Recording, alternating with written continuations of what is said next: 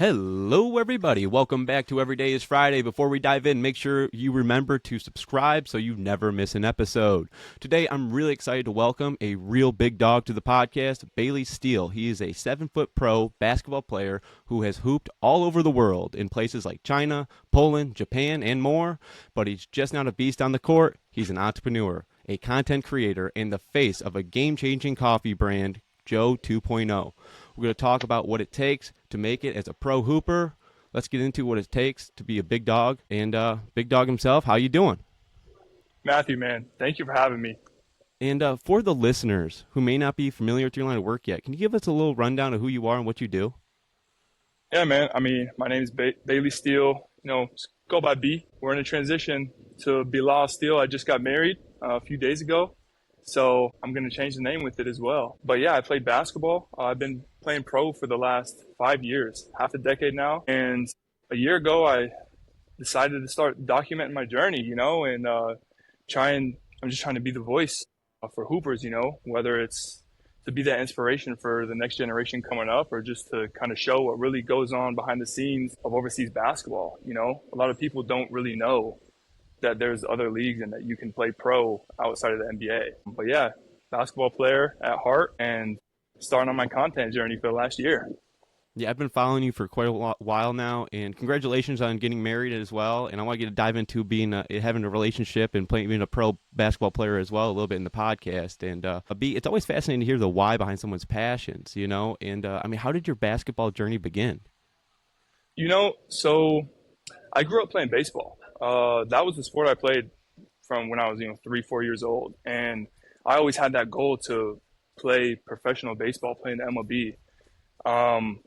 I was good, I was way better than everyone else my age when I was like 11, 12, 13, and that was my peak. And then I started falling off. But at that time, I kept growing. I was always tall, but I just kept growing. I sprouted up, right kind of as I started to fall out of love with baseball as well. So I fell out of love with baseball, fell in love with basketball, and that dream transitioned from professional baseball to professional basketball. But, the difference was instead of NBA, like how I had my sights on with baseball, it was more realistic of a goal to play overseas. And so I dropped baseball when I was 16 and went all in on basketball and saw that vision so super clearly, vividly, of me playing basketball professionally overseas. And now I'm here. For the listeners who may not know, you are 7 foot tall. What is it like being 7 foot tall in everyday life? I'm sure people are always staring at you and asking you funny questions. Yeah, for me, it's normal. And I never really noticed, people staring at me and everything. And it was always my norm to have people, how tall are you? You play sports, blah, blah, blah, this, So yeah, for me, it's normal, but it's a blessing to be this tall, I wouldn't be playing basketball. I wouldn't have been able to play at any sort of high level, D1, JUCO, pro, if I wasn't 7 foot starting that late. But it's amazing. I wouldn't trade it for the world. Now, what are some of the countries you've played professional basketball at? Yeah, so I started my rookie year in Poland. Okay, had a decent year. My second year, I went to Hungary. Halfway through that season, we were struggling 4-6, 3-7, or something like that. They fired the head coach. The head coach had a different vision for what he wanted from his big man. And at that time, my team that I played for in Poland needed another big man. They were shopping, right? So I went back to my team in Poland, had an even better year, very good year in that second year. And then I went to Japan, to B3 Japan, very low level league, but in basketball, it's all about doubling up, tripling up, whatever. Did that, went to Japan, got fired, had a really rough year, played for 2 other teams that year. And then going into year 4, I had vengeance on my mind, man. And I was like, man, I'm going back to that B3 league to show my ass is not the type of player to get cut from this very low level league. So I went there and I did what I should have done, right? I did what was expected from me, at least. I averaged 20 and 12, and then I got an offer from the summer league in China, which is a route into the CBA. If you're not an NBA player, it's very, very tough to get into the CBA. So it was a no-brainer for me to take that offer. And then, I got that offer in CBA, and now we're here. Now, So four countries. I was watching your content, and you've played in the worst and the best league in Asia in the same season. What was that like? I mean, going from the worst league in Asia, in my opinion, to the best league in Asia it's a jump that, to my knowledge, has only been done by me. But when I got to that level, the CBA, I felt at home. That is the type of basketball I really like playing. Just hooping, playing every 2 to 3 days, and having fun while doing it. But the level, night and day difference. The saying of if you can hoop, you can hoop. That's very true. I might have been playing in the worst league in Asia, but I made that jump up to the best league in Asia. I don't want to say with no problem, because I didn't have, I was fourth man, fourth option. And so I didn't dominate like I did in that previous year or in the Chinese Summer League, but it was amazing. It was a smooth transition, in my opinion. And I feel like I'm right at home. Yeah, I mean, what does it take to stay in shape for the season as a big guy? I mean, once you're in the season, you're in shape. Like, it's more kind of in the off season of staying in shape is where most guys struggle with. But for me, my approach has been a little bit different. Because we're constantly pounding our bodies into the ground during the season, my off season and the way I've been training for the last 3 years now is where I'm easing back on the intensity on the ground and pound on the court, and just staying in decent shape. I'm not in horrible shape, but I'm not in game shape, right? So that when we do get into training camp, then that's when you're going to get into game shape. And then once you're in season, you're good. Yeah, do you have any tricks to stay healthy as a big guy? For sure. I mean, my training has changed completely over the last year. Like, I was on prescription painkillers. I was spending thousands on PT, meeting with these different strength coaches, trying to fix my body that was really broken down. And I didn't really have the solution. I was just relying on those painkillers, and strong ass painkillers too.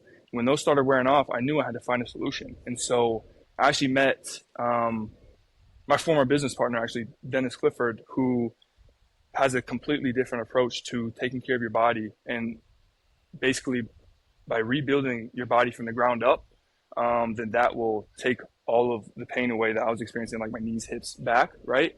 And so now I train in a very different way, especially in season. A lot of mobility work, a lot of activation work, just to make sure my body's moving, and so I can do everything I need to on the court. Yeah, I mean, being 7 foot tall comes with a different playbook, really. It it really does. The world is not built for people my size. It's built for people, you know, normal sized people. 6 foot max. And so, like, even this chair, I'm sitting very low, and it's not really the best for your hips, your back, your knees, and everything. Airplanes, travel, whatever. And so you have to figure out a way to make up for that in the weight room, which is what I do. Now, a lot of people don't understand that there's so much business in basketball. I want to ask you, what is it like being a free agent? Being a free agent, there's two different types of free agents. Off-season free agent, that's normal, right? Middle of the season free agent, that's more difficult. It's more high stress, right? Right now, in the off-season, I'm just working, staying in shape, doing my thing, right? And so I'm not really too worried about my next job, because I know it's going to come, right? But in season, that's where you have to, like I said, in the off season, I train completely different. When you're a free agent in the middle of the season, which I've been blessed to only be once, you have to make sure you're ready to be thrown into the fire, thrown into a game, right? And be in shape, because they're judging you. The first minutes you play on the court, they're judging you. They're looking at you, front office, head coach, your teammates. And so there's two kind of different approaches, but that's kind of how I look at it. And people really have to understand that agents out there, I mean, there's good ones and bad ones. I mean, you've said either a player outgrows the agent or the agent stops pushing. I mean, can you explain that a little bit more? Yeah. So, I mean, it's every basketball player's dream to have one agent for their entire career. That is the ideal situation. Unfortunately, a lot of us aren't in that situation where we have one agent for our entire career, because, like I said earlier, we want to keep doubling up, tripling up our pay and play at a higher and higher level, right? And if an agent can place you in a job that gives you the platform to do that, to show that you're ready to go to that next level, make that jump, great. But if that agent isn't able to place you to where now you deserve to be placed, a change has to happen, right? And so I'm very open with my relationships with my agent, with how I've dealt with agents in the past and everything. But my take on it is it's business first, straight up. With my agent is very business first, friendship second, right? I wanna have a really good relationship with my agent. I want to be able to talk to them about anything off the court stuff. But if they aren't able to do what I need them to, so I'm not going to go and contact these teams. I'm not going to do all that. That's his job. If he's not able to work for me in that way and put me in a job, in a position that I expect to be, then a change has to happen. Yeah, I mean, the waiting game can really test your patience at the end of the day, being a free agent. I mean, how long do the contracts usually last for, being a pro hooper? Yeah. The waiting game, right? So we'll touch on that first. That's something that you kind of learn as part of the game and the process, right? As you evolve. I'm in year 5 right now. I'm a free agent at the end of July. I'm not worried about it at all. Go back to after my rookie year, I was on my agent's ass probably too early, right? Pushing him like, hey, we need something. But you learn patience, right? You practice that patience muscle. But then going back to what you said, what was the second part? It's a lot. You have to have a lot of patience as being a pro hooper. Yeah. I mean, and that's where I'm at. Like I know my worth. I know where I expected to be placed, and right now I'm looking for the CBA. The CBA does not start until December next year, right? Can you hear me? Is the window?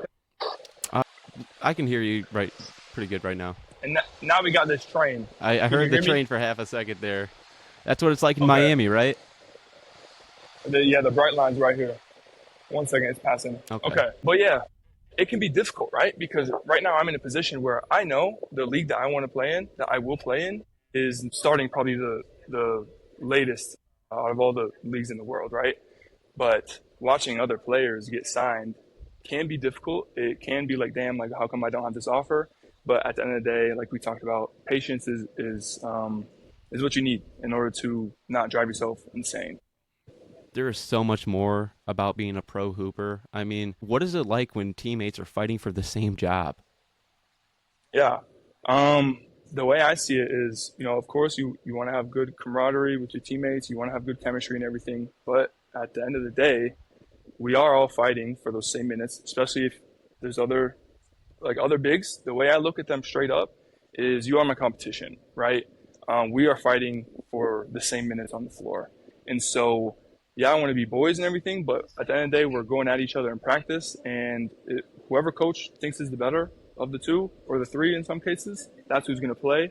And so it really is dog eats dog, like it's eat or get eaten in this industry. And I love it. Like that is what I thrive on. It helps my mindset within the real world as well. You can't get complacent, you can't get too comfortable. You always have to know that there is another big out there that's waiting for your job. If you don't perform, your ass is getting fucking fired. And so it's a good reminder that look, you are replaceable, basketball especially, but with anything in the world, if you stop providing value, then your ass is gone. Yeah. Have you ever gotten into a fight with a teammate, or have you ever been taunted before? Oh yeah. I've been close. I'll tell the story of the fight, but for the first time. But I've always, been very aggressive in practice, and especially my first and second year, third year too, looking at those other bigs. You are my competition, right? You're my friend off the court, but on the court, we're not friends, right? And some of these guys don't really like it. So especially, my first 2-3 years, I was the young guy. And so those OGs, they sometimes were like, look, chill out, And so an instance in my first year, I got into it with a couple of teammates. One of them, Casper, my boy Casper, he's the OG, right? And, I set a little down screen for my shooting guard, and he came up and he checked me, right? And so I'm like, look, I'm not dealing with this shit. Like, what's up? What do you want to do? Teammates broke it up, whatever. That didn't escalate into anything. Second year, another OG, I'm going hard. It's this Balkan dude, and we don't have really a great relationship, so I'm not going to say his name. But we got into it one practice, and this guy's a shooter, right? And I went I said some things. Honestly, I don't regret it, but it was very, very harsh, right? He struggled early in the season with shooting. He was shooting the ball terribly, right? And he wanted to call me out for something that I didn't think I should have been called out for. So I went straight with the dagger. I said, look, man, you're a shooter. You're a dog shit shooter. Like, you're not doing your fucking job, blah, blah, blah. We got into it. Teammates ended up breaking it apart, whatever. Now here's the real fight, right? So I'm one of the older guys now, and I have a younger big, okay? And I'm doing what I should in practice, right? Like, I'm dominating him, dunking on him and shit, and he doesn't like it, right? And so he goes to other ways to try and get in my head, throw me little elbows, being chippy, and he crosses the line 3-4 times throughout the first 3-4 months of the season, right? And I'm really trying to keep my cool because I'm in an environment where if I lose my cool, I can be looked at as a bad guy and get sent home. We're getting into it one practice. I had just dunked on him. We go down to the other end of the floor, and we go up for a rebound, and we're battling for it. And in the middle, he elbows me high, right? And instantly, flip, switch, right? So I rock his ass, right? He falls down, and that's it. That's it, because the teammates, broke it up and everything. And of course, there's chirping after that. But that's the one. It's not really a real fight, but that's the only time I've swung on a teammate because I was forced to.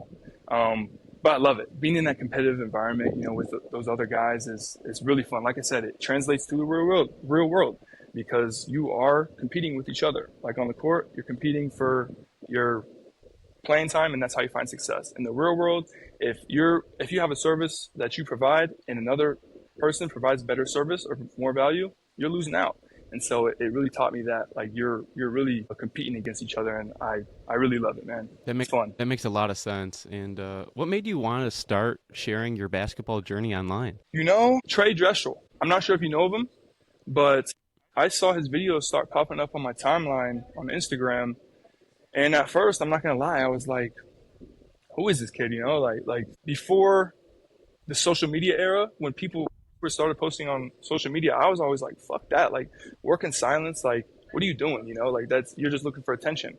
But now, 10 years later, I'm like, I saw the value in it, as his videos kept popping up. I'm like, man, this is like, I see what you're doing, and I was like, fuck it. Like, I'm going to start doing it. At this point in my life, I was living next to another foreign person. I was in Japan, right?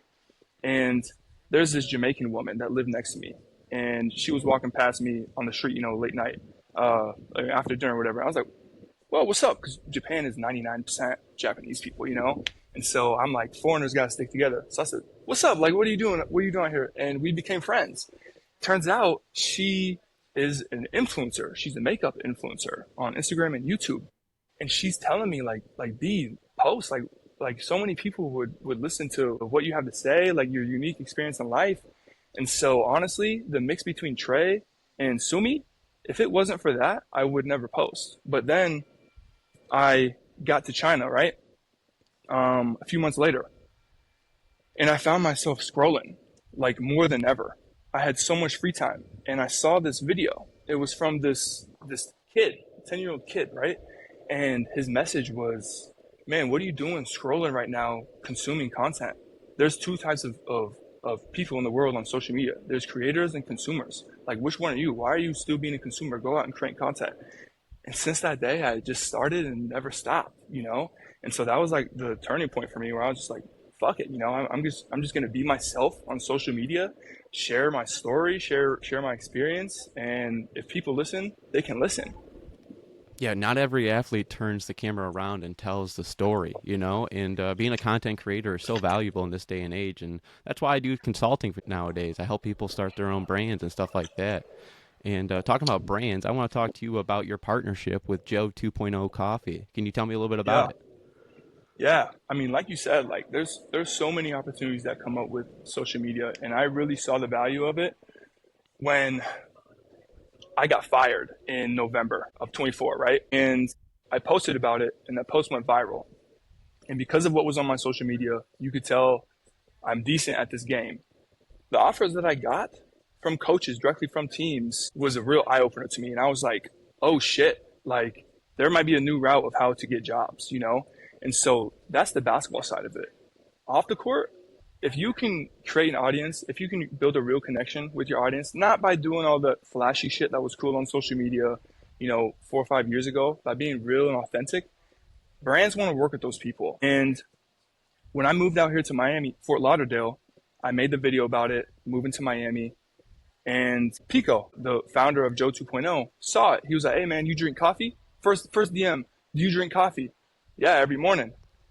What's your address? I have a coffee company. I want to send you some. Here you go. Send it to me immediately. Right when I got it, I tried it. Amazing coffee. Absolutely amazing. It's different. It's not just your regular coffee. It's enhanced. It has, ashwagandha, some mushrooms in there to kind of help with that crash kind of, right? So you're not going to just feel all jittery and stuff. And I'm like, man, this is a real product. This is actually the future. It's a nice blend between that straight up mushroom and actual coffee. Really good blend. Called him up. What's up, my man? Like, I just got the coffee. It's great. Thank you so much. What do you want out of this? So what's your intention with it? He's like, I've been watching your videos for a little while, and I went back and watched your videos, and I want to explore a partnership, right? Why don't you come up? He lives in Boca Raton. Come up and let's meet. Okay. A couple of days later, I went up and talked to him, and we had a really good conversation, man. We didn't. It's unlike any other conversation I've had with brands before. Most of the time with brands, it's straight to the point. How much you want? What do you want to offer? Blah blah blah. We went up and talked for an hour. We didn't talk about no business, nothing. We just got to know each other to figure out if we would be a good fit for each other. After the hour comes up, he's looking at his phone. Hey, my next appointment's here. Let's talk business. What are you thinking? And I was like, he was like, I like you. I want to work with you. Let's talk business, And I'm like, look, like I had kind of some thoughts in the back of my head of what I was thinking, and they turned out to be different. And so we got to really talking, and it turned into a real like long-term partnership. And so his kind of thing was, man, I can't be the face of everything, because his thing is he has a software company that helps restaurants with orders to help customers place orders through other places than like Uber Eats and everything. So that's his main thing. He's like, man, I can't be the face of everything. I like you. I like what you're talking about, your message. I want you to be the face of it, basically. And we came to an agreement, and now we're working together, man. It's just really such a great feeling to work with a brand that, one, believes in you, but two, that has a product that you really believe in, like that you really love, right? I'm not just telling my audience, hey, go drink this, even if I don't do it. I drink this coffee every morning. It's what I do. And so I love it, and I'm looking to grow with them. As I grow, they grow. As they grow, I grow. And so, just the power of social media really is amazing. And if anyone listening out there wants to try some of it, it will be in the description down below with all of B's information as well. And I just want to ask you, what advice would you have for a younger hooper who wants to go pro overseas? Man, my advice, man, is that don't dream too small.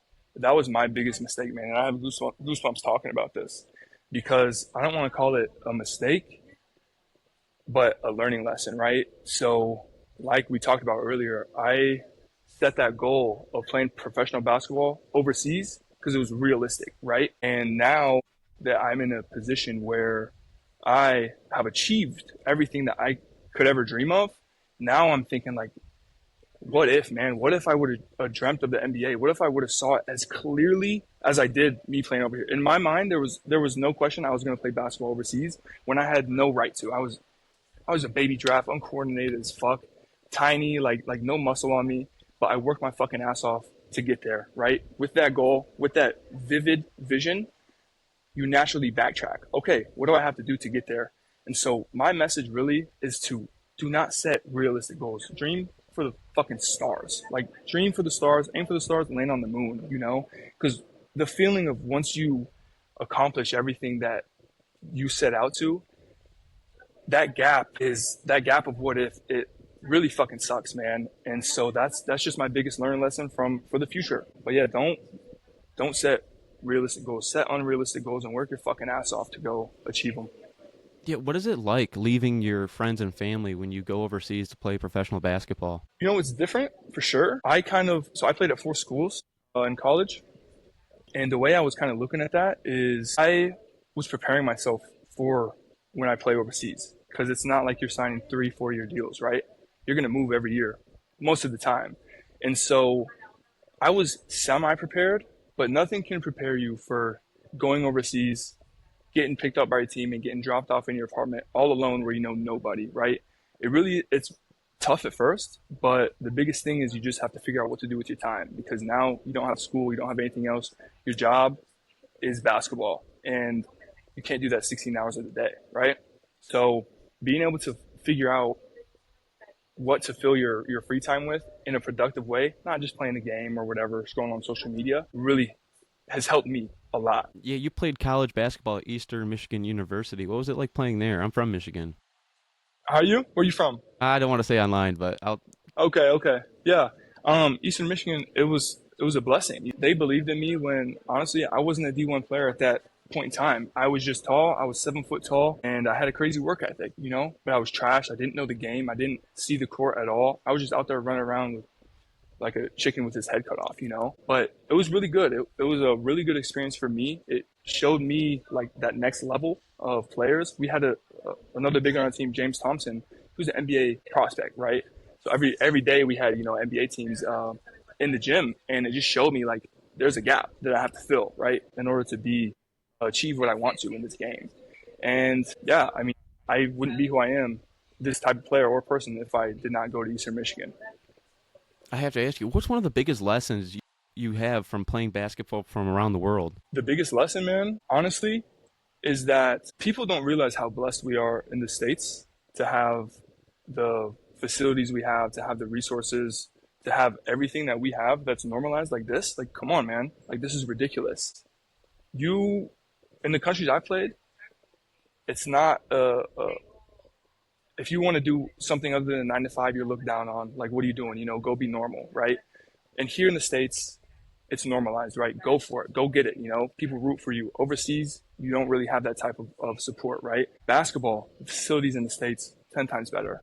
Most places, unless you're playing in EuroLeague, a couple of the top teams in some of these leagues do not have, and even those top teams don't have anywhere close to the facilities we have, even at D1 level. Don't even get me started on NBA, But it's just to be blessed for the country that we're raised in and the place that we get to call home, because overseas is a lot different. There's so many people that bitch about living in the States and talking about our problems. Every single country has their own problems, right? But the opportunity in the States is 10 times bigger than anywhere else in the world from my experience, right? And that's both on court and off the court. And so my thing is just be thankful and blessed for what you have, because I got to experience it firsthand and see that the United States really is the best country in the world for a reason.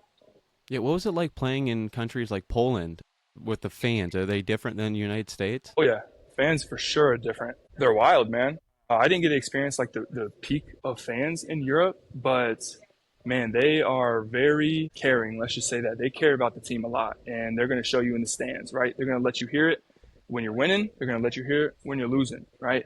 They have some of the most passionate fans in the world. I'm really glad I got to experience something like that for my short stint in Europe. And what you're doing is so impressive, because you have to have so much time, energy, and you got to balance all of this at once when you're a professional athlete and you're trying to grow a brand. I mean, what's the biggest challenge about running your brand while being an athlete? I would honestly have to say it's keeping the main thing, because as you create content, more and more content, and you start to get some traction, you start to really see, like, this is why influencers are idolized, right? Is because they're able to, capture attention and build a real connection with their audience, and to launch a product or a service that provides value to that audience. And with that, you really see the potential of what you can get from your personal brand. But I wouldn't have my personal brand if it wasn't for basketball. And so my thing is, I'm just now starting to see, damn, like, content is starting to creep up there with being as important as basketball, because we always think about, what are we doing after we retire? Like, there's so many players that just are lost, right? When they retire from the game, basketball, football, baseball, whatever sport it is. And I'm trying to balance that. Like, I'm still playing. I need to make the most of my time as a basketball player for as long as I can play, while still making sure that my transition is taken care of. And for me, that transition is taken care of with my personal brand. So it's really just, you've got to keep the main thing. That's what I got to say. That is such a good point. And there's always a There's always a story behind a nickname that sticks. And where did the nickname Big Dog come from? You know, so when I started on social media, I wanted to be me, right? I didn't want to just show the highs. I want to show the lows and everything in between. I want to be authentically me and not take it too seriously, right? There's been times through my content career where I've taken things a little too seriously and where I'm like, okay, that's not the right approach. But I took the approach like, man, it's just a joke, like just have fun and be yourself. And there's people who are taller, who their height is their identity. Hey, I'm 7 foot, blah, blah, blah. Life is 6'10". Like, okay, that's cool, but that's not who I am. I'd rather communicate that message, big dog, right? It's like it's kind of showing who I am. Like, it's a joke, like I'm a big dog, whatever. Train. Hold on. Can you hear the train? I can hear it. Yeah, 1 second. So me and the big dog, right? It's me being me. It's me saying, look, I'm just having fun with this. Like, some people will take it seriously, some people see it as a joke, but you can't think about the people who are gonna judge you for it, whatever. It's just me being me and being authentically myself.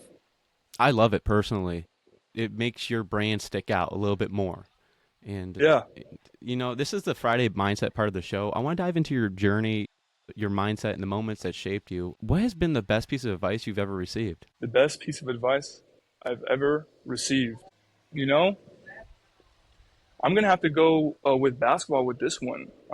When I got overseas, right, my rookie year, I had a point guard. My point guard was a vet, and he took me under his wing, J Threat, He told me, be selective with what you do in your free time, because if one, you aren't doing anything, you're going to drive yourself insane, right? But also use it to your advantage. You're not going to have this much free time for your entire life, right? So be productive with it and use it to your advantage. And I think that piece of advice, especially at that point in life, I wouldn't be here without that. If I didn't hear those words, I don't think I would have started that routine, of trying to be as productive as possible in the times in my free time. And that time has now turned into when I make my content, right? And so just be as productive as possible with your free time. Simple. Yeah, it's just like you were saying, like it's the work outside of no one sees, behind closed doors. Being a professional athlete and being a content creator and, starting your own brand and doing everything you're doing, it's the work that no one sees. And that's what makes you so special.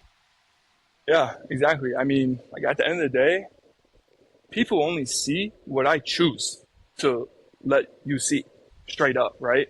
Like they don't see the amount of time that goes into crafting my message, what I want to say. They don't see the work that goes into what it really takes to be successful in this game. I share what I want to share, right? Those are only small little tidbits of my life that have gotten me to this point, right? And yeah, so there's so much that goes on behind closed doors, right? Whether it's the highlights from basketball or the video or reel YouTube video that you post, the hours and hours of work that it takes to get to that point, those little 3-second dunk highlight, 30-second reel. No one sees the work that goes into that. What is one truth about life you wish more people understood? That you can accomplish whatever you set your mind to. It's really that simple. You are who you think you are. And so the reason I am a professional basketball player is because I saw it so vividly. I didn't give a fuck what anyone else thought about it, about my vision, whatever. I saw it, and because I saw it so vividly, so clearly, I was able to achieve that, right? And so you really are a direct result of the thoughts that were going on in your head 2 or 3 years ago, 5 years ago. That is 100% true. And that is, that goes back to my message earlier to the next generation. Don't set realistic goals. Dream big, because if you really see that clearly, you're going to achieve it. With that being said, what kind of legacy are you going to leave? Legacy, there's some people who want to leave a big legacy, have a big name, big family name, Elon Musk, Mark Zuckerberg, Rob Dyrdek, with his family. He wants to build his compound that he passes on for generations.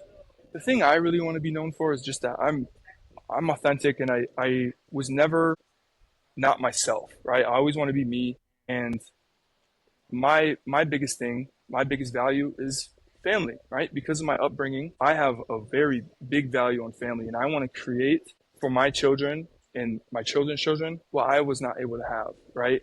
And so that is more what I would want to be known for if you want to talk about legacy, right?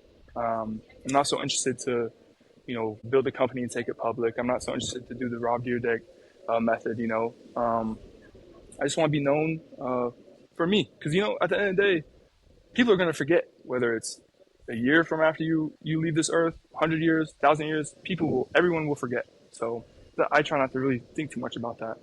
That is a great takeaway. And I'm a lover of coffee myself. But why do you think Joe 2.0 is the future of coffee?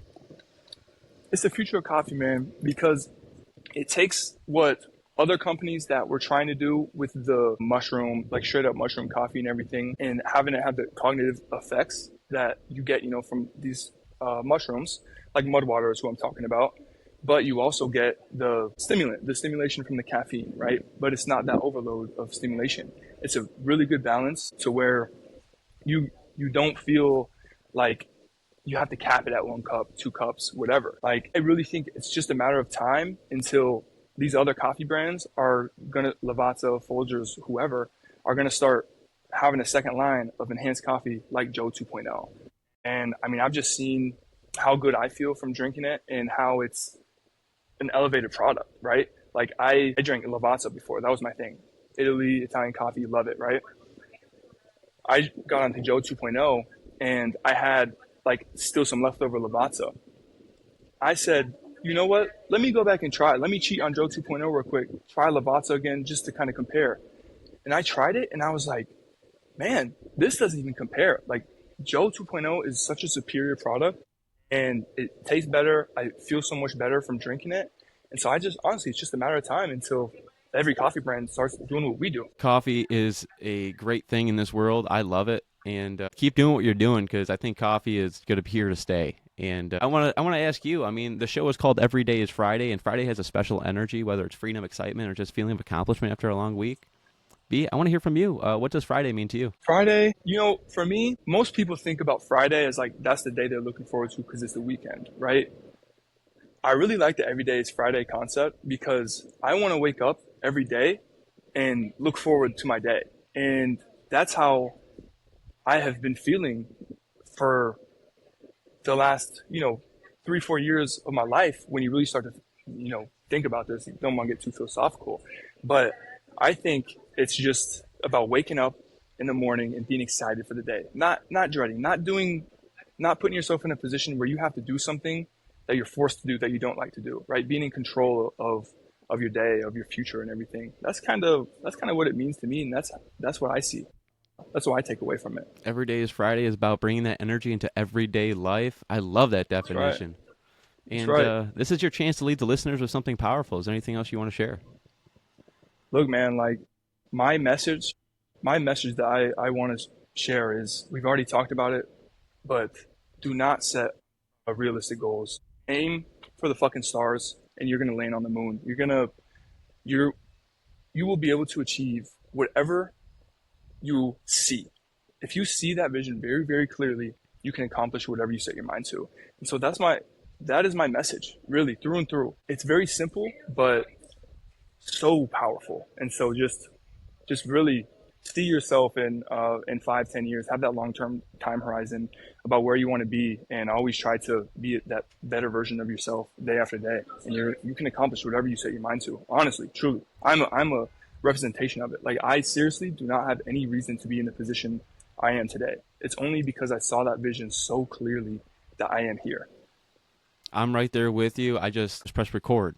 And that was the starting point. You got to press record, go into it, and then now I'm actually helping people consult them on their businesses and their brands and helping them grow their online community as well. It's a cool thing that everyone should try at least once. And being an entrepreneur is not for everyone, but if you want to give it a try, make sure DM me the word Friday and I'll help you out. And all your information will be in the description down below. But I want to make sure that people know where to find you. Where can the people follow and support your work?